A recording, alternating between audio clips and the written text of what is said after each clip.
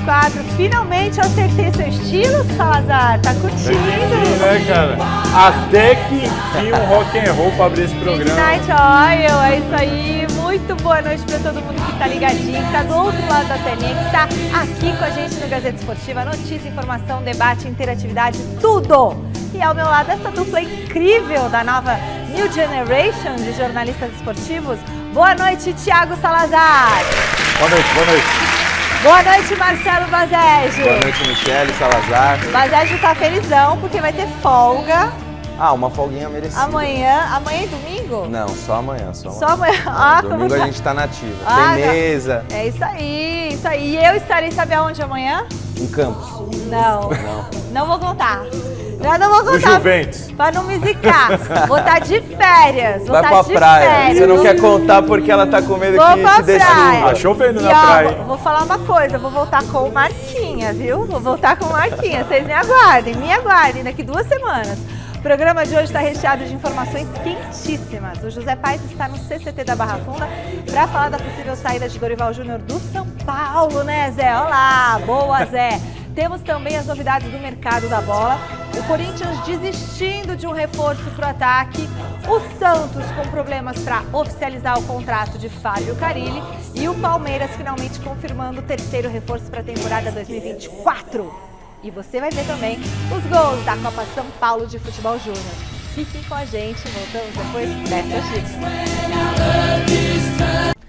Voltamos com uma bomba. Fernando Diniz não é mais técnico da seleção brasileira. Essa foi a primeira medida de Edinaldo Rodrigues após voltar à presidência da CBF por força de uma liminar concedida pelo ministro do Supremo Tribunal Federal, Gilmar Mendes. Diniz teve apenas 6 jogos para sentir o gostinho de comandar o Brasil e o saldo não foi nada animador. 3 derrotas, 1 empate e apenas 2 vitórias.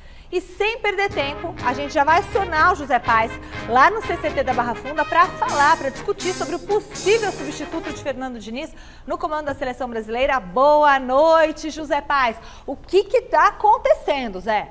Você está dando essa notícia da porta do São Paulo em primeira mão. O que é, Zé? Boa noite, minha querida Michele Janela, beijo grande pra você, abraço aí pra todo mundo que vai acompanhando mais uma edição do Glorioso Gazeta Esportivo. Estou aqui no lugar mais movimentado do Brasil quando o assunto é futebol, inclusive Melchior Brito, o nosso pai da Serena, vai mostrar pra vocês aqui o clima em frente ao CCT da Barra Funda, o centro de treinamentos do São Paulo aqui na Avenida Marquês de São Vicente, na Zona Oeste, é tranquilaço, muito tranquilo, rodízio suspenso, só volta na segunda-feira, mas aqui dentro, Michele, dentro do CT, o bicho tá pegando fogo. Vem pra mim, Melchior, por quê? Porque a CBF, como você disse aí, o Edinaldo Rodrigues voltou a ser presidente lá da Confederação Brasileira de Futebol por meio aí de uma liminar concedida pelo Superior Tribunal Federal. E aí agora ele quer contratar Dorival Júnior por cargo de técnico da seleção brasileira. Demitiu o Fernando Diniz e essa demissão do Fernando Diniz, ela muda tudo, Michele, porque sem o Diniz como interino, agora sim a CBF vai com tudo para tentar a contratação do Dorival Júnior. A informação que eu tenho para passar para vocês que estão acompanhando a Gazeta Esportiva, conversei com muita gente hoje, é só essa apuração e o negócio é o seguinte, me passaram que parece, foi essa palavra, essa frase que usaram, parece que o Dorival vai mesmo, Zé. E o que tá pegando para ele não ir de vez, para ele não aceitar com tudo essa proposta? Justamente esse clima político da CBF. A gente não sabe até quando que o presidente Edinaldo Rodrigues vai ficar no cargo, porque ele está governando por meio de uma liminar, como você disse aí, Michele. E o presidente do São Paulo, Júlio Casares, está full pistola, está muito bravo com essa chegada da CBF, agora para tentar contratar o Dorival Júnior. Dorival Júnior está no meio do planejamento dele para a temporada de 2024. Todos os atletas que estão sendo contratados pelo Tricolor para essa temporada, claro, tem o aval do Dorival, para que o time tenha a cara dele nesse ano de 2024, para que tudo se ajuste ao estilo do Dorival. E agora chega essa proposta e ele pode então sair, pode ir lá comandar a seleção brasileira. O que existe, Michele, é assim, dentro do São Paulo, que todo mundo pensa é o seguinte: é muito legítimo o Dorival sair e assumir a seleção brasileira, porque é um sonho de qualquer treinador brasileiro assumir a seleção brasileira. E não é diferente com o Dorival, que já externou isso em várias entrevistas. É muito legítimo, muito justo, muito compreensível. O presidente Júlio Casares está bravo com a CBF ter chegado agora, nesse momento. Já poderia ter feito essa proposta antes, mas não fez. Por quê? Porque o Edinaldo não estava como presidente. Inclusive a FIFA e a Conmebol vão mandar membros aqui, representantes na semana que vem aqui para o Brasil para acompanhar todo o processo de eleições da CBF. Tá um quiprocó danado e só isso que está impedindo a ida do Dorival Júnior lá para a seleção brasileira. Ele quer muito, mas quer entender como é que vai funcionar essa logística. E até você, Michele, como advogada, pode dar uma clareada na situação para a gente, porque se cair a liminar, cai o Edinaldo também, caem os contratos que ele assinar, e aí se ele assinar com o Dorival já não é mais técnico então da seleção brasileira. Você poderia dar uma explicadinha aí pra gente nisso, porque é isso que tá pegando, repito, para que o Dorival Júnior então não aceite de vez essa chegada aí da CBF para que ele seja o técnico da seleção brasileira. Aqui no São Paulo o clima é de muita insegurança, porque você fica naquele meio do caminho. Você vai buscar um treinador, você começa a sondar o mercado sabendo que você pode perder o seu treinador, o seu técnico ou não. Você espera a saída do Dorival para ir de vez ao mercado e tentar contratar um outro treinador. A gente fazia esse exercício hoje aí de especulação na redação e você tem poucos nomes à disposição. Você tem um Cuca, que agora teve o seu caso aí anulado lá na Suíça. Você tem o Vojvoda, que comanda o Fortaleza, que é o sonho de muitos clubes, mas tem uma multa aí de $1,5 milhão para se desvincular lá do Fortaleza. Vai tentar o Crespo de novo, vai tentar uma saída estrangeira, um gringo de novo, o Júlio Casares, caso o Dorival saia mesmo aqui do São Paulo. Então o São Paulo, que tinha o planejamento todo encaixado para esse início de 2024, contratando peças aí pontualmente com o auxílio do Dorival Júnior, agora o planejamento então pode mudar completamente com a saída do treinador, que, repito, só não foi mesmo por causa ainda desse quiprocó jurídico envolvendo aí Edinaldo e CBF. Devolvo para vocês poderem debater com toda tranquilidade. Daqui a pouquinho eu volto, porque ainda tem outros assuntos pegando aqui e um envolvendo o Arboleda. A gente comentava ontem sobre o Arboleda aqui no programa. Tá pegando uma situação aí envolvendo o zagueiro do São Paulo, mas isso é assunto para daqui a pouquinho. Agora a notícia é Dorival Júnior. Michele. Valeu, Zé. Bom, sobre isso que você estava comentando do Dorival, o técnico em exercício o presidente em exercício é o Edinaldo. Então, o que ele fizer tem vigor. Então, se ele contratar o Dorival está contratado como técnico. Pode ser que depois venha um outro presidente e demita o Dorival e arque com as consequências da multa que tiver. Mas o Dorival não cai se o Edinaldo cair. Não cai. Exato. O Dorival tem a multa de 3 salários, eu acho, no São Paulo. Então, aí é uma questão de acertar isso, mas... eu acredito enquete, espera um pouquinho, eu vou falar a enquete que o chileno pediu e aí eu já passo para vocês discutem tudo. Certo. Dorival e tudo mais. A enquete do dia, que está no site gazetesportiva.com, para você de casa aproveitar e já ir votando. O Dorival é o nome ideal para dirigir a seleção brasileira? Sim ou não? Entre lá no site gazetesportiva.com e pelo YouTube você também dá a sua opinião. Aí não vale o São Paulino que não quer perder o Dorival, né? Mas é isso, é a mesma coisa do palmeirense que não quer perder o Abel. E aí? Agora tá contigo. Não, o Dorival, ele sempre admitiu que seria um sonho assumir a seleção brasileira. Não é de hoje que ele está sendo cotado para o cargo. Ele já era um dos grandes favoritos depois de ganhar a Copa do Brasil e a Libertadores pelo Flamengo. Inclusive, foi uma surpresa o Dorival não ter recebido esse convite. E agora esse convite ele deve chegar. O Edinaldo já admite que o plano A é o treinador do São Paulo. O São Paulo conta muito com o Dorival para 2024, porque é um ano importante para o clube, o ano em que o clube volta à Libertadores. As contratações que o São Paulo fez contou com o aval do treinador. Muitas das contratações até foram indicadas pelo treinador. O Eric, atacante do Ceará, trabalhou com o Dorival no período que o Dorival esteve no Ceará. O São Paulo também teve interesse em outros jogadores que chegaram a trabalhar com o Dorival em algum momento, mas aqui, por enquanto, ainda não tiveram negociações concretizadas, mas o São Paulo segue atuando no mercado. Então, muito passa pelo Dorival para o ano de 2024 do São Paulo, e o Dorival indo para a seleção brasileira, esse ano especial do clube acaba sendo comprometido, até porque em menos de um mês tem a Supercopa do Brasil contra o Palmeiras. E o Palmeiras com Caio Paulista, um jogador que o clube consegue tirar do São Paulo, enfim, vários ingredientes, um confronto em que as duas equipes estão se acostumando a se enfrentar há muito tempo. Então eu acho que para o São Paulo é uma bomba, o torcedor tem todo motivo para ficar bastante preocupado, porque como o Zé Paes falou aí, não tem muitos nomes para o São Paulo correr atrás para substituir o Dorival. O diretor, antes do Salazar falar, pediu para eu chamar o José Paes, que quer dar mais um pitaquinho, e aí o Salazar vem para fazer o comentário dele. Pois não, José Paes? São duas informações bem rapidinho, Michele. Primeiro, que o Edinaldo ligou para o Júlio Casares para dizer, olha, eu tenho interesse em contratar o seu técnico, tenho interesse no Dorival Júnior. E o empresário do Dorival Júnior, ontem à noite, ele postou uma imagem, a gente tem até aí para mostrar para vocês aqui no Gazeta Esportiva, o Edson Codor. Ele postou essa imagem aí do Dorival beijando ali a medalha de campeão da Copa do Brasil. O diretor me disse aqui que deu um probleminha aí para mostrar a imagem, mas você pode ir lá no Instagram, pode ir nas redes sociais, aliás, porque o Codor ele tirou do Instagram. Ele posta uma foto do Dorival ali beijando a medalha de campeão da Copa do Brasil com o uniforme do São Paulo, marca o Dorival e marca o São Paulo. Depois o empresário deletou essa foto. Então assim, tudo vai se criando, uma história vai se criando, vai dando margem para que a gente imagine várias situações. Depois disso as redes sociais ficaram todas assim, todo mundo comentando sobre isso, mas o que ele quis dizer, o que será que ele quis com essa foto? Depois ele deleta. Enfim, repito, o clima é de muita insegurança aqui no São Paulo Futebol Clube, Mi. Valeu, José Paes. E aí, Salazar? Olha, a nossa pergunta da enquete qual que era mesmo? Se o Dorival é o... É o nome certo para ser o técnico da seleção brasileira. Eu acho que sim, inclusive a gente, né, sem imaginar que isso tudo fosse acontecer, a gente falou aqui sobre o nome do Dorival, falei que eu era a favor dessa escolha pelo Dorival Júnior. O Dorival Júnior é um cara de 61 anos de idade, entra muito naquilo que eu falei, de estar vivendo um grande momento na carreira, acabou de ganhar uma Copa do Brasil, aliás, bicampeão seguido aí da Copa do Brasil, campeão da Libertadores, na penúltima Libertadores.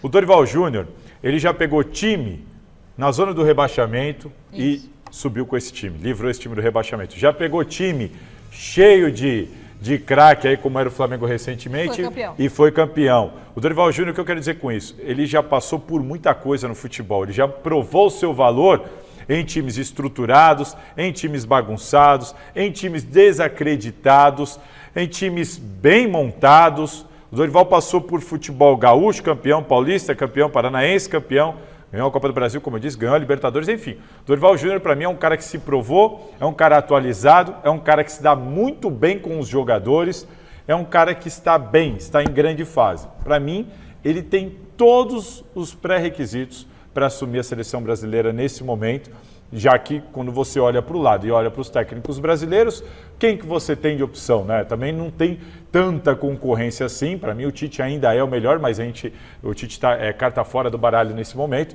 Então vejo sim o Dorival como um técnico preparado e ideal para esse momento da seleção. Agora o que eu não concordo é do Edinaldo fazer essa contratação. Exatamente. O próximo jogo da seleção brasileira é só em março. A seleção vai fazer 2 amistosos lá para o fim de março, segunda quinzena de março. O Edinaldo ele assume com uma liminar, ele sabe que ele não vai ficar. Qual é a necessidade do Edinaldo definir o futuro da seleção brasileira?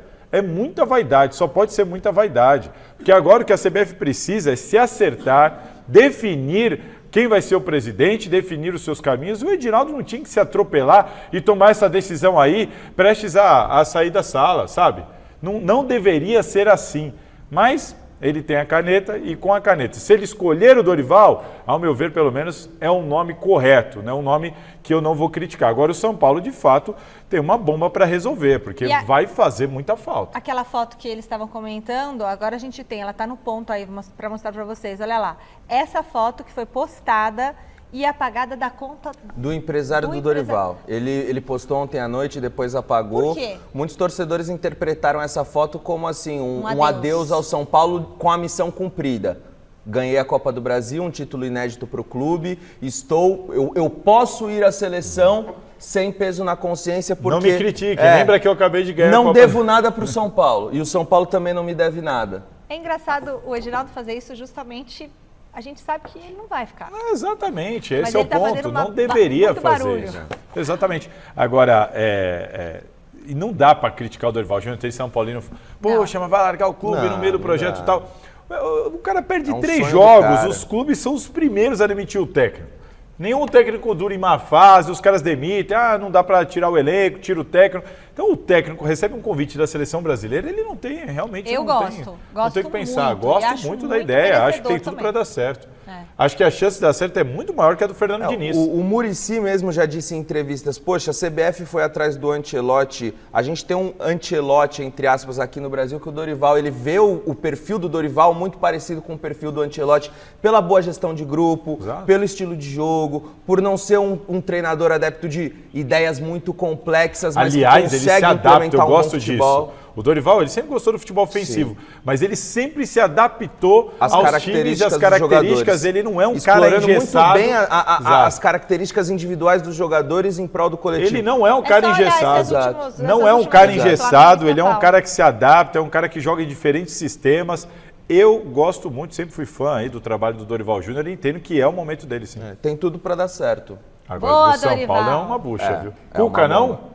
Eu acredito que o São Paulo não vai comprar uma briga dessa, principalmente depois da repercussão que teve do Cuca no Corinthians. Lógico, essa semana saiu o caso anulado? A situação do caso Cuca e tudo mais, mas não há em nenhum momento... Ele tem uma identificação com o São Paulo, né? Ele jogou no São Paulo. Já passou duas vezes pelo clube. Só que assim, em nenhum momento o processo diz que o Cuca foi inocentado. Isso pega muito no julgamento de muitos torcedores, da mídia, enfim. Eu acho que o Casares, pela popularidade que ele alcançou agora no final do ano com todos esses acordos super positivos com o São Paulo, ele não vai querer comprometer a popularidade dele, que agora está em alta. A questão é que o Cuca conseguiu anular o processo e o São Paulo precisa de um técnico.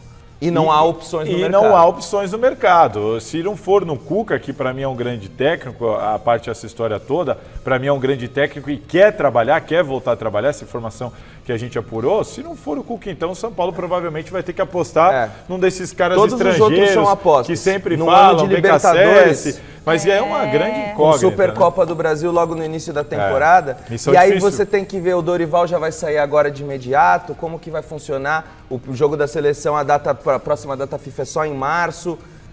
Compensa para o São Paulo segurar o Dorival sabendo que é prazo de validade? Aí vai do presidente bancar o Cuca. Exatamente, vai do Aí presidente banca querer o Cuca, bancar ou afinal não. de contas, ele tá quites com a Justiça da Suíça, até a indenização vai receber e tudo mais, e banca o Cuca, porque pensa quem que vai pegar esse São Paulo para fazer um bom trabalho sem ser uma aposta, como vocês falaram. Esse fim de semana para a diretoria do São Paulo vai ser de muita dor de cabeça. Acabaram as festas, hein? Acabou Natal, Ano Novo, agora, ó. 2024 começou. Daqui a pouquinho tem mais São Paulo aqui no Gazeta Esportiva. Agora chegou a vez da Copa São Paulo de Futebol Júnior. Vamos aos gols das principais partidas de ontem pela competição. Na telinha. Hora do resumão do que rolou ontem na Copinha. Bora começar com o Santos, que não teve vida fácil contra o Remo em Diadema. Os paraenses abriram o placar com a ajuda do zagueirão Thiago. A virada veio com 2 gols do boliviano Enzo Monteiro. Até na Bolívia tem Enzo, hein? 2-1. Isso porque o Miguelito, o outro boliviano do Peixe, perdeu esse pênalti aí no finalzinho. Outro paulista que venceu com sofrimento foi o Red Bull Bragantino. O Massa Bruta fez 2-1 em cima do Atlético Guaratinguetá, que jogou em casa, mas não conseguiu segurar o pessoal lá de Bragança. A dupla mineira Cruzeiro e Atlético também se deu bem nessa quinta-feira. A Raposa venceu o capital de Tocantins por 1-0 em Mogi das Cruzes. Já o Galo goleou 5-0 em cima do Timon. Isso mesmo, não é Timão não, é Timon de Manaus, com gols de Nova Terra contra Caio, Atirson, Ian e Berê. No estádio Joaquinzão, Cuiabá passou tranquilo pelo Patriotas do Paraná, 4-0. Tito marcou 2 vezes. Caleb e Matheus contra fecharam a conta em Taubaté. E o Sport fez 1-0 em cima do Cruzeiro de Alagoas. Vitória garantida com gol de Gil Wagner. Não é nome composto não, é Gil Wagner, tudo junto mesmo. Esse aí é o nome do gol. Vai, Gil Wagner! Essa é a Copa São Paulo de Futebol Júnior. Hoje tem mais, hein? E nós estaremos de olho por aqui.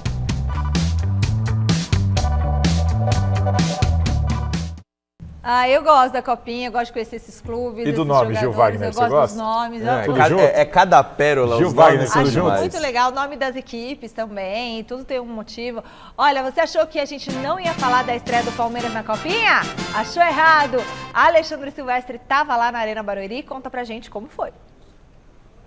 O bicampeão da Copinha São Paulo de Juniores estreou mostrando a força da melhor base do futebol brasileiro da atualidade.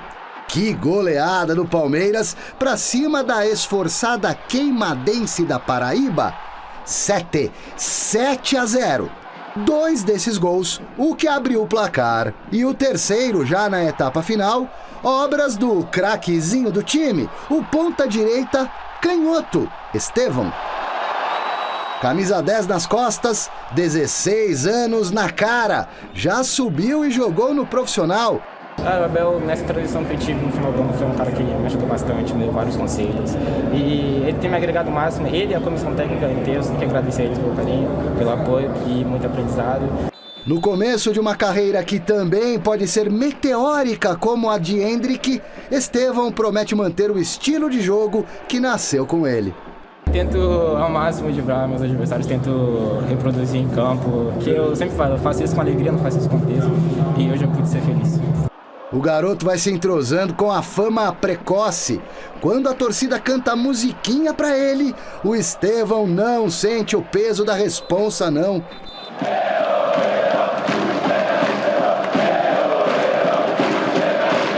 Não, nenhum peso, ao contrário, eu me sinto mais leve, eu me sinto mais feliz quando eles estão aqui. Eu me sinto feliz no campo, onde eu sou o que eu faço de melhor. O assédio dos fãs ainda deixa o jovem atacante meio tonto. Esse carinho da galera, Estevão. Você tão jovem já recebendo essa emoção. É muita emoção, sério. Vá se acostumando, Estevão. Precisa se acostumar com a badalação e com as críticas também, porque assim é a vida de um talentoso jogador de futebol que defende um time grande como o Verdão. Mas por enquanto no Verdinho é só alegria, mesmo para quem queria a sua camisa e ganhou em troca um carinho. Esse menininho aqui, ó, fez um cartaz pra você, ó. Aqui, ó, o cartaz dele aqui, ó. A noite inteira fazendo. Eu não posso dar a camisa. Ah, mas vamos, tira a foto. Não dá pra tirar foto. Por que você gosta tanto dele? É que ele é um jogador da Copinha, ele é bem bom, ele pode jogar na Europa e ele é bem promissor. E por que o Estevão como ídolo? Porque é a habilidade, né? Dos dribles, tudo. Ele admira muito isso daí. Ele sabe todas as histórias de todos os jogadores. E ele quer seguir o mesmo caminho. Ele quer seguir o mesmo caminho, né? E é dele, eu não entendo nada e é ele. Eu acho que um dia você vai conseguir a camisa dele. Beleza? Tchau, Heitor. Tchau, família. Tchau. Sucesso. Obrigado. E aí, pintou o campeão da Copinha? De novo? Tri? Caramba, até pouco tempo atrás não tinha nenhum, de repente já pensou um tricampeonato? Seria de fato bastante interessante. O Palmeiras, todo mundo sabe, tem uma das melhores categorias de base do país, tem revelado muitos jogadores para o elenco profissional, o que antes não era tão comum no clube, né? É um trabalho de médio e longo prazo que vem sendo muito bem executado.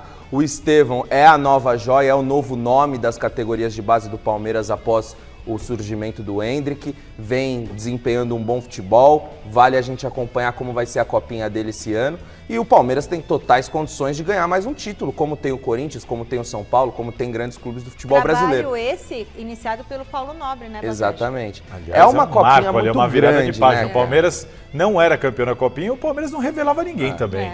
Tinha a revelação do Wagner Love lá, ponto.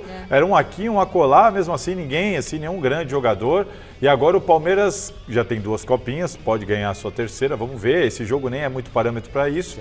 Mas o mais importante é que o Palmeiras tem revelado bons jogadores. Jogadores que estão sendo úteis para o time profissional e também estão rendendo dinheiro para o clube. Então, assim, houve uma mudança de mentalidade de trabalho na base, que era muito mal feito, né? Na verdade, que todo mundo sabe que era tudo uma coisa do conchavo ali, e agora não, é um trabalho de fato profissional nos últimos anos, e o Palmeiras vai colhendo os frutos. Se vai ser campeão, é um dos favoritos. Agora, confesso que o título da Copinha é legal, é bacana e tudo mais, mas ele é o que menos importa. O que importa é o Estevão, como é que ele vai, de que maneira a Copinha vai ser importante para ele render no profissional. É isso aí. É isso que importa. E o Alexandre Silvestre chega agora ao vivo de algum lugar do planeta Terra com as informações do time principal do Palmeiras. Boa noite, Silver. Quer dizer que o Verdão finalmente anunciou de forma oficial o terceiro reforço da temporada? Sim, senhora. Tudo bem, Michele? Beijão pra você, pra dupla dinâmica aí, pros amigos, amigas, inimigos e simpatizantes. Eu falo aqui da porta da Academia de Futebol.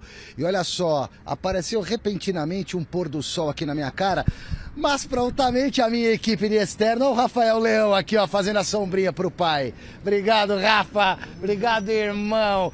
Tá doendo o braço. Ih, vai perder. Vai perder. Como é que chama esse negócio aí?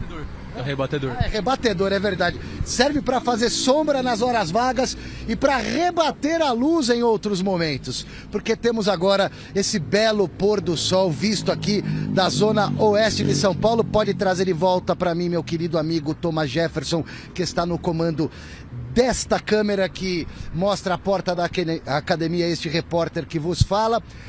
Michele, vamos então ao que interessa. Notícia que era só uma questão de tempo, né? Porque o Caio Paulista pulou o muro. Agora é oficial. Caio Paulista assinou o contrato com o Palmeiras por 5 temporadas, um investimento do Verdão que ultrapassa a casa dos 20 milhões de reais. Ele vem para ser lateral esquerdo, ala pela esquerda, para jogar mais avançado na ponta se for necessário, até para fazer parceria com o Piquerez ali pelo lado do campo. Piquerez que está na mira do Real Madrid. Palmeiras pode aí fazer negócio nas próximas horas, está aguardando uma proposta que pode chegar do Real Madrid, porque o professor Ancelotti gostaria de contar com o futebol deste jogador que está fazendo bonito aqui no Palmeiras. Mas vamos ouvir então e ver as primeiras palavras e feições de Caio Paulista, que agora é jogador do Palmeiras. Fala, família Palmeiras, aqui é o Caio Paulista. Tô chegando aqui nesse clube gigante, que vai ser uma passagem muito vitoriosa, uma jornada muito vitoriosa, e eu estou com uma expectativa muito grande de ajudar o Palmeiras da melhor forma.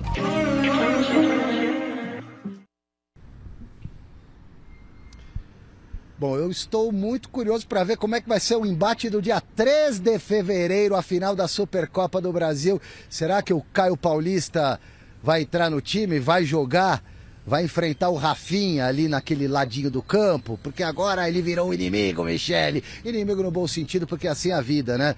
O jogador vai onde paga mais normalmente. São Paulo deu uma vacilada, também priorizou a compra e a renovação, na verdade, do contrato do Lucas Moura. Deu uma dormida de touca ali. O Palmeiras chegou junto, botou um pouco mais de grana na mesa e comprou, né? Contratou o Caio Paulista por 5 temporadas. Ele que pode fazer bonito também com a camisa do Verdão, foi muito importante quando vestiu a camisa do Tricolor. Ó, o Palmeiras aqui, ó, esse menino que vocês viram na Copa São Paulo de Juniores, o Estevão, que foi personagem da reportagem, já tem time grande da Europa de olho nele, viu? Brincadeira. E o Kevin, que nós falamos a respeito ontem, direto lá de Barueri, Michele, atacante do Palmeiras, também revelado, formado aqui no Verdão. O Kevin, que já está um pouquinho mais velho que o Estevão. O Estevão tem 16, o Kevin tem 20, se eu não me engano. Está na mira do Shakhtar Donetsk da Ucrânia, conforme falamos ontem. Vamos aguardar os próximos dias. E daqui a pouco eu volto, você tenha também um pouco de paciência, porque eu vou falar mais desse Palmeiras do mercado da bola, o Verdão, que se reapresenta aqui na segunda-feira, provavelmente com a presença de Abel Ferreira. Um funcionário amigo do Palmeiras passou por aqui agora e falou: te disse, Silvestre, o homem ia ficar. Eu falei, ele ia embora, mas ele mudou de ideia, porque quem manda na família é a patroa. E as mulheres do Abel Ferreira, a mulher dele, a esposa dele e as 2 filhas. E aí o Abel resolveu ficar mais um pouco. Ele de ouvir a mulher dele. Fala, continua Basejo e Salazar sobre Caio Paulista no Palmeiras e tudo mais. Eu vejo a contratação do Caio Paulista como uma boa contratação do Palmeiras. O Abel Ferreira vai poder explorar o jogador de diferentes formas, vai poder fazer na ala esquerda o que ele fez muito nessa temporada na ala direita, né? Emendando Mike e Marcos Rocha muitas vezes por ali, podendo fazer essa dobradinha com Piquerez e Caio Paulista. Caio Paulista também é um jogador que pode atuar como ponta direita. Foi assim que ele começou a carreira, ele se transformou num lateral esquerdo com o Fernando Diniz, então ele pode sim atuar aberto pela direita, jogando com o pé trocado, cortando para o meio, batendo para o gol. Inclusive contra o Bahia, o Caio Paulista fez um gol pelo São Paulo, garantindo a vitória exatamente assim, saiu da direita para a esquerda, cortou para o meio e bateu. Então é um jogador que oferece muita versatilidade para o Abel Ferreira e eu acho que ele pode sim evoluir ainda mais e mostrar ainda mais o seu futebol num time muito mais arrumado, encaixado, com mais qualidade, com um trabalho mais longevo. Então eu acho que sim, o Caio Paulista tem tudo para se dar bem com a camisa do Palmeiras. A gente tem falado isso aqui, programa a programa, a contratação é ótima para o Palmeiras mesmo, por tudo isso que o Bassage já falou aqui. O que fica a sensação ruim para o São Paulo, né? Dormiu no ponto. Eu nem estou usando o termo chapéu porque eu não acho que é o caso. Porque para mim, esse é o X da questão. Não é uma situação que o São Paulo foi lá, tentou, o Palmeiras veio, cobriu, levou. Não, o São Paulo, de uma maneira assim, negligenciou, inexplicável, né? quase que amadora, ali. dormiu no ponto. Assim, tem muito mérito de ter conseguido trazer o Lucas e segurar o Lucas. Foi muito bem nesse bastidor para manter o Lucas aqui. Mas eu não sei se faltou gente na diretoria. Olha, enquanto um cuida aqui, o outro vai conversando ali. Largaram, esqueceram, ou não sei, o Bassage já tem que pode explicar melhor que acompanha mais o São Paulo. Quiseram barganhar demais, quiseram incluir a dívida do Fluminense demais pelo Hudson. Quem não tem dinheiro quer envolver alguns componentes na negociação para tentar pagar menos. E o Palmeiras tem dinheiro, foi muito mais direto na negociação com o empresário do jogador e com o próprio Fluminense, oferecendo um salário superior ao do São Paulo, e aí as coisas ficam muito mais caminhadas. O cara pensa, eu vou ganhar mais, eu vou para um clube melhor no momento, né? Eu vou para um clube estruturado e tal. Enfim, o cara vai, tá certo. São Paulo dormiu no ponto. E tem São Paulino que desdenha. Também não é o Roberto Carlos. Nós estamos falando de lateral esquerdo. Quantas opções tem no mercado? Lateral esquerdo, meu amigo. O São Paulo tinha um bom lateral esquerdo e agora eu quero ver como é que vai ser. É isso mesmo. Fez da Marina Buffon entrar no ar com as novidades do Santos no mercado da bola. Boa noite, Mar. Temos os detalhes da negociação entre Santos e Benfica pela negociação do Marcos Leonardo. Boa noite, Michele, para você e para todo mundo que está acompanhando a gente aqui nessa sexta-feira no Gazeta Esportiva. Exatamente, Mi. Ontem, depois do programa, por volta de umas 9 da noite, o Benfica oficializou de fato aí essa chegada do Marcos Leonardo, 20 anos, vindo do Santos, por 18 milhões de euros, mais ou menos aí 97 milhões de reais, como a gente já tinha falado aqui durante a semana. O Benfica postou um documento no seu site oficial confirmando esses valores, confirmando também que o Santos vai ter direito a 10% de uma mais-valia, como eles chamam, né, como a gente chama aqui na linguagem do futebol, aquela porcentagem do lucro, caso o Marcos Leonardo seja vendido por mais de 18 milhões de reais, de euros no futuro. Além desses 10% de mais-valia, o Benfica também anunciou que a multa rescisória do Marcos Leonardo é de 150 milhões de euros, um valor bastante alto num contrato aí de 5 anos. Lembrando que o Santos detinha 70% dos direitos econômicos do jogador e vendeu tudo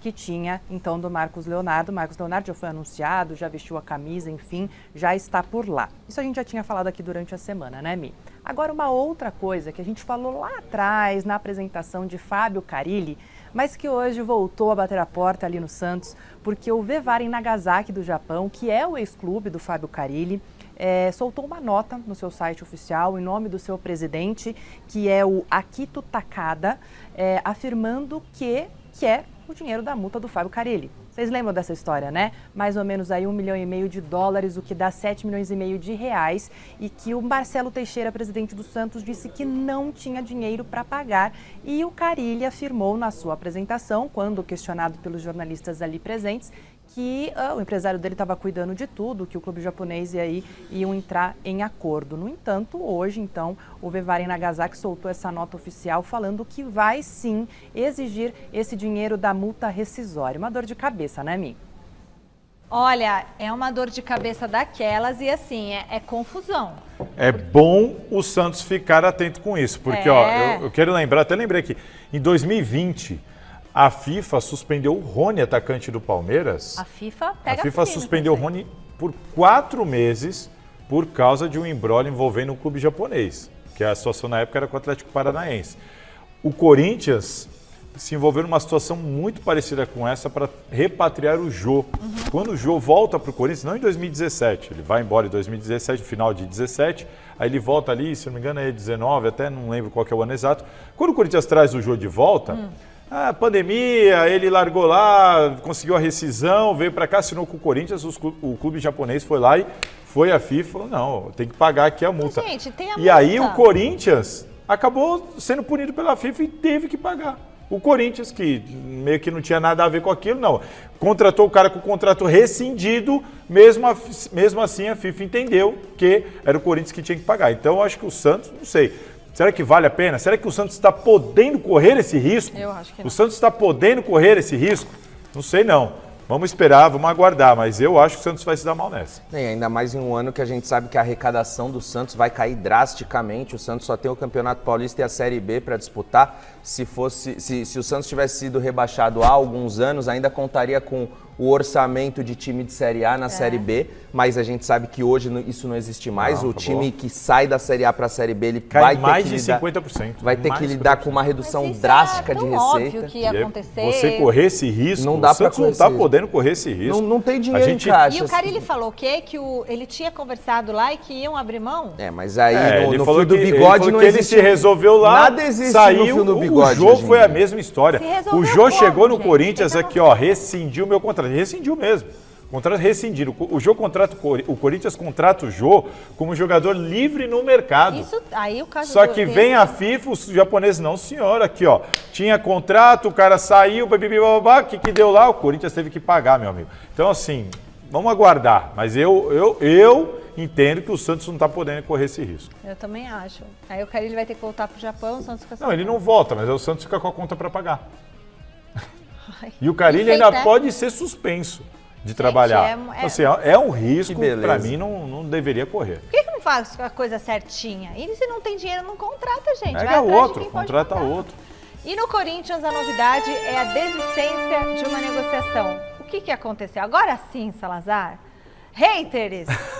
Vai, Salazar. Quem são os seus haters, Michele? Tem haters de tudo. Hater meu, hater seu, porque você posta uma foto do Cuca e tudo mais. Então, assim, porque o pessoal tava bravo, pelo que eu li nas redes, quando você falava do Gabigol. Toda vez falando dessa história do Gabigol, Então, assim, agora sim, tem um final a novela. Tem um final a novela, Michele. Logo depois que acabou o Gazeta Esportiva aqui, a gente recebeu essa informação. O Corinthians desistiu de contratar o Gabigol. O Corinthians decidiu desistir porque não queria ficar esperando. A gente tem que lembrar que esse ano são só 2 semanas de pré-temporada e tem que inscrever todo mundo até o dia 19. Então, o Corinthians entendeu, olha, eu não tenho tempo para perder. E a informação que eu tive é que o Augusto Melo quis passar um recado para o mercado. Olha, estou chegando agora e comigo vai ser assim. Ninguém vai ficar usando o Corinthians, porque o que a gente apurou de bastidor é o seguinte. O Gabigol lamentou a desistência do Corinthians, porque via ali a possibilidade de sair e ir para um clube que ele seria titular e tudo mais. Em tese, continua no Flamengo, onde ele sabe que vai ser banco, tem uma relação ruim com o Tite. O Gabigol não ficou nada feliz com essa situação. Só que o problema, Michele, é aquilo que eu vinha falando aqui. O Gabigol via com bons olhos, o Flamengo também, mas ninguém queria ficar feio com a torcida, porque ele é um ídolo e tudo mais. Então o Flamengo ficava, olha, você quer sair? Então você que quer sair, tá? Vamos deixar isso pro público. E o Gabigol, não, ó, vocês que se acertem aí, e eu digo aqui que, olha, não estava tendo espaço, vou pro Corinthians. Ninguém queria ficar feio com a torcida. Então era o Gabigol empurrava pro Flamengo, o Flamengo empurrava pro Gabigol, todo mundo usando o Corinthians para tentar chegar num acordo, e o Corinthians falou, então, meu amigo, vocês não se acertam, a proposta está na mesa, é vantajosa. Vocês não querem? Um abraço, Acabou, eu não tenho tempo para isso aí. esperar e vou atrás de outro jogador. Então foi dessa maneira que o Augusto Melo decidiu encerrar as negociações. E tem mais. Aquela história toda, eu já tinha explicado aqui, seria um combo. Do Wesley. Fausto Vera, o Wesley, Thiago Maia, Mateuzinho, provavelmente. Estava todo mundo sendo envolvido na negociação. Acabou tudo. Eu perguntei para um dirigente do Corinthians, pô, e as outras negociações? Eu falei, esquece. Estava tudo atrelado. Não veio o Gabigol, então não tem mais ninguém. Então o Corinthians não pode esquecer Thiago Maia também, que estava ali muito perto de acertar essa vinda para o Corinthians. Esquece Thiago Maia, esquece Mateuzinho.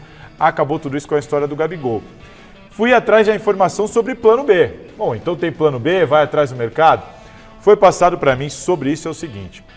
O plano B, ele está definido, não é que vai ao mercado. Não, o Corinthians já tem um nome, tá?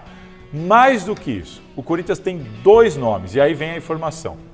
O Corinthians está negociando com 2 atacantes, um centroavante e um atacante um pouco mais aberto, um segundo atacante, um jogador um pouco mais de beirada.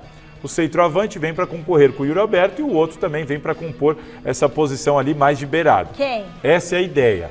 Não me revelaram os nomes, os caras querem guardar sigilo. O que eu descobri é que um é gringo, é estrangeiro. Mais um. O outro é brasileiro. 2, segundo a atual diretoria, de alto nível.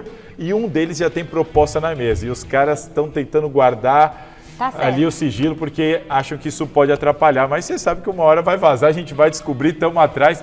Mas é isso. Gabigol não vem, Corinthians já está negociando com 2 atacantes, um centroavante e um mais de beirada. Para um deles tem proposta, um é estrangeiro e um é brasileiro. O que você achou da não vinda do Gabigol, A Bazelli? contratação do Gabigol seria bombástica, seria uma contratação para fortalecer a imagem do Augusto Melo, sem dúvida nenhuma. O Corinthians iria poder explorar a imagem, fazer bastante dinheiro com o Gabigol. Mas financeiramente falando, eu acho que é um jogador que custa caro até demais para o que rendeu pelo menos na última temporada. Mas tem 26 anos só, hein? Tem 26 anos, tem lenha para queimar, já se provou, ninguém está contestando a qualidade do Gabigol. Mas eu acredito que o Corinthians pode contratar outros nomes pagando bem menos. E eu acho que Mas do nível dele? Pagando bem menos? Cara, do nível dele dá pra contratar pagando menos, porque o salário do Gabigol é um salário de ídolo do maior clube do Brasil, que é o Flamengo. Se você considerar outros nomes que podem talvez não render a mesma coisa, mas chegar perto, eu acho que dá pra pagar um salário bem inferior. Salazar Agora, tá 2 por 1. eu acho um erro o Corinthians vincular todas as negociações e se uma não der certo, as outras não tem que dar também. Porque o Thiago Maia, na minha opinião, seria uma contratação Concordo, cairia seria como uma grande luva no E elenco olha, do e o Corinthians. Thiago Maia tava adorando a ideia, viu? A informação que eu tive quando eu descobri que estava participando ali da negociação do Thiago Maia, eu fui atrás, né, e o Thiago Maia, o que ele pensa disso? E falaram pra mim, o Thiago Maia acha ótimo. Então, ele não vai falar publicamente, Ele não quer, mas ele acha ótimo, porque vai jogar mais. É aquela coisa, eu tô indo para um clube grande, de massa, iniciando um trabalho. Mano Menezes é um técnico que já tinha convocado ele na seleção, tem um bom relacionamento. E lá no Flamengo, ele tem ficado muito na reserva, tem revezado. E ele fala, pô, lá eu vou jogar mais. Mesmo só do Gabigol. Lá eu vou para ser titular, para ser ídolo e tudo mais. No Flamengo ele é ídolo, mas não tá entrando em campo. Tem um mau relacionamento com o Tite. Uma coisa sabe? não Então, tem nada a ver com a outra. O Gabigol não vem, beleza.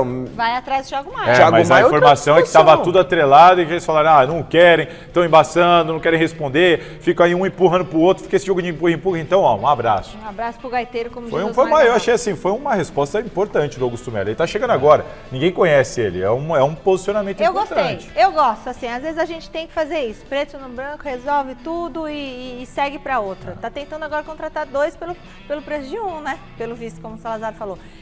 Silvestre, mais informações do Palmeiras por aqui e dessa vez para falar da situação de jogadores que já estão no elenco. O que é, Silver? Então, porque faz parte da política da Leila Pereira, gostem ou não, doa a quem doer, custe caro ou custe barato. O que a titia Leila tem feito aqui no Palmeiras é valorizar a base, contratar pontualmente, até para não fechar a porta do acesso desses meninos que têm muito talento na base do Palmeiras para eles poderem reforçar o time do Abel, e tem dado certo essa mescla. Então ela vai lá no mercado, contrata pontualmente alguém, contratou já 3 para 2024, o último foi o Caio Paulista. Ainda há necessidade de mais um jogador de criação no meio campo para não fazer sombra para o Rafael Veiga, para talvez dividir a responsabilidade, jogar junto, ou quando o Abel precisar descansar, o Rafael vai jogar muitas vezes pela seleção brasileira, essa é a tendência.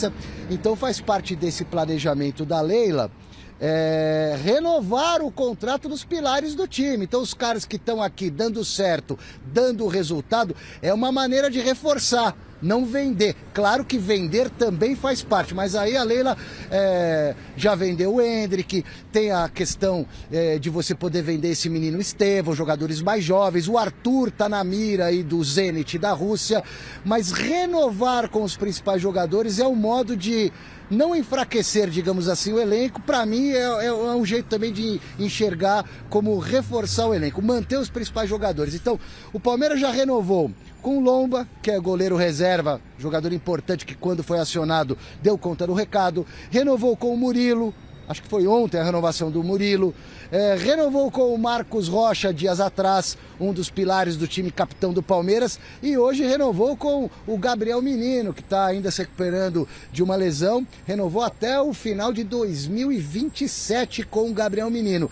E a questão do Arthur... Fala, meu querido amigo Fernão, diretor de comunicação aqui da Sociedade Esportiva Palmeiras, deixando a academia. E a questão do Arthur, o Arthur está engatilhado para jogar no Zenit da Rússia. Palmeiras e Zenit já fizeram um acordo, já está tudo certinho ali, uma negociação que pode chegar perto de 100 milhões de reais.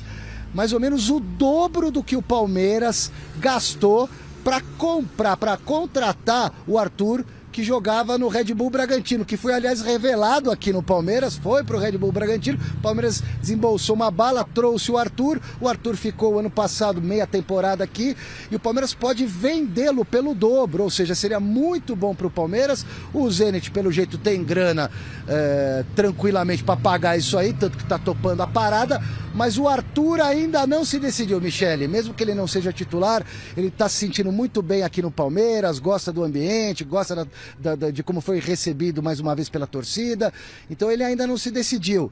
Então depende mais do Arthur do que dos clubes. É isso que eu tinha para falar hoje, minha querida. Beijo, boa noite. Obrigada, Silver. Beijo. Eu tenho uma informação sobre essa história do Arthur, de que houve uma situação lá com o técnico do Zenit, né, seria uma negociação que não tinha envolvido o técnico. Quando ele soube, parece que isso deu uma melada. Eu tive uma informação, eu estava apurando outras situações, o Robert Renan e tudo mais, e acabei tendo essa informação de que muito provavelmente essa negociação com o Arthur pode melar, porque o técnico lá não se empolgou com a contratação e pode tudo voltar para estacar zero. Vamos aguardar. O próprio Arthur não tinha certeza se queria ir para a Rússia, né?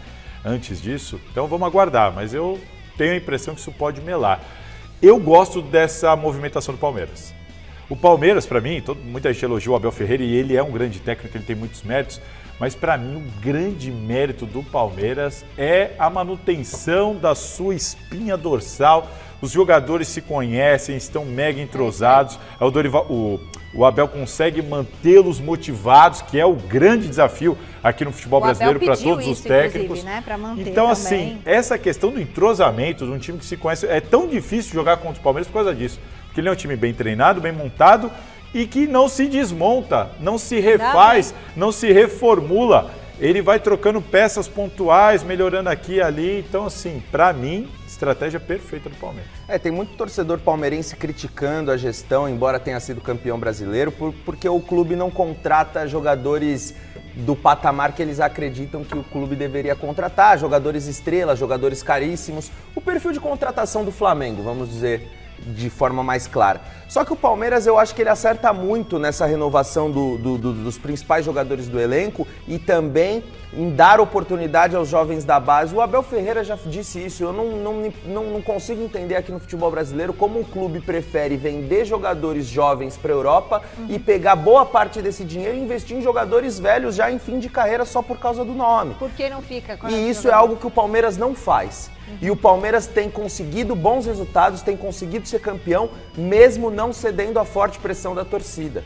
Em relação ao Arthur, eu acredito que ele tem sim potencial para jogar mais no Palmeiras. Ele jogou muita bola no Red Bull Bragantino. Se ele jogar 70% do que ele jogou no Red Bull Bragantino, ele tem total condição de ser titular do ataque do Palmeiras, que muitas vezes em 2023 jogou até mesmo com o Breno Lopes, que é um jogador que é bastante questionado pela torcida. Então, se o Arthur confiar no taco dele e optar por permanecer no Palmeiras ao invés de ir para o Zenit e se arriscar lá, mesmo não contando com o aval do treinador russo, eu acho que é uma decisão que o Arthur pode acertar sim, porque bola a gente sabe que ele tem. Mas vem cá, Bazer, você vai para a Rússia e ainda com um treinador russo que não quer você? Não, então, eu tô falando, e ainda a Rússia tá em guerra. Se ele permanecer no Palmeiras, eu acho que é uma decisão que ele pode ser acertada.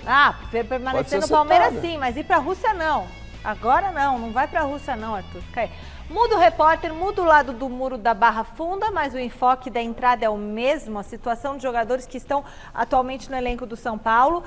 Fala, José Paz, está contigo. Bora, Michele, bora. Ontem a gente comentava aqui no Gazeta Esportiva sobre a situação do Arboleda, né?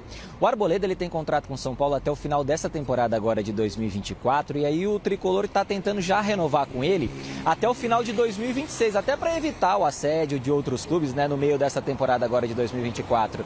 O Arboleda, ele pode assinar um pré-contrato com qualquer outra equipe e sair livrinho da Silva lá em janeiro de 2025 para qualquer clube. Então o São Paulo, tentando se resguardar um pouquinho, chegou no empresário do Arboleda, fez uma proposta, tudo está sendo levado com muita cautela. Essa primeira proposta, principalmente salarial, não agradou muito ali o staff do Arboleda, mas a coisa tende a andar, tende a não virar uma novela, tende a andar aos pouquinhos com muita cautela, e aí sim o Arboleda vai renovar, deve renovar o seu contrato com o São Paulo. Hoje surgiu uma notícia aí, poxa, o Pepe Chamorro, né, que é o empresário do Arboleda, disse que ele não se reapresentaria amanhã. Aliás, o São Paulo se reapresenta amanhã às 9 horas da manhã aqui no CCT da Barra Funda para dar início aí ao seu ano de 2024. E aí ficou essa, poxa, será que ele não vai se reapresentar por causa dessa negociação de renovação que não está andando? A informação que eu tenho é que não, é que o Arboleda, ele está fora do Brasil, já tinha tudo negociado, combinado com o São Paulo, só vai se reapresentar mesmo na próxima segunda-feira.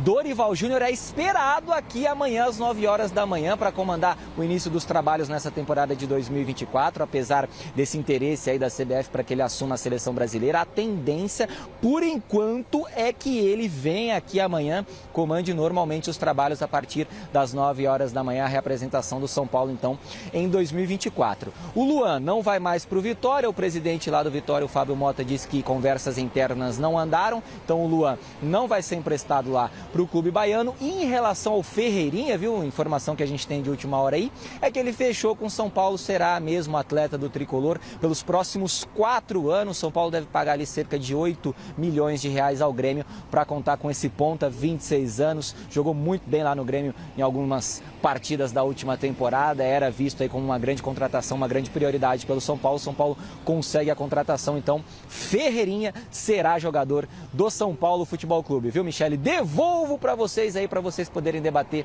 todos esses pormenores aqui do Tricolaço. Beijão para todo mundo! Beijão, Zé Paz, brigadão.